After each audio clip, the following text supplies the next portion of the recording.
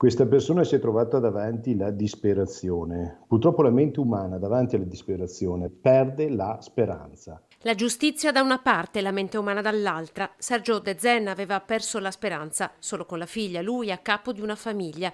Mirko Casteller, psicologo, psicoterapeuta, rilegge il gesto che ha tolto la vita a Manuela Bittante, costretta a letto in stato semivegetativo per opera delle mani del marito.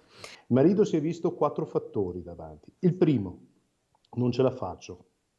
Il secondo, probabilmente metto a rischio tutta la famiglia, non solo mia moglie che è in quelle condizioni, ma anche la stabilità economica. Il terzo, sono io il capofamiglia. Ha fatto il marito fino in fondo, dice Casteller, nel momento in cui De Zen ha voluto proteggere la moglie dal dolore. Ha fatto il marito fino in fondo perché lui aveva un ruolo di responsabilità probabilmente nei confronti della moglie e nel momento in cui si vede qualcuno soffrire e si è davanti alla disperazione, come dicevo, l'istinto è primordiale.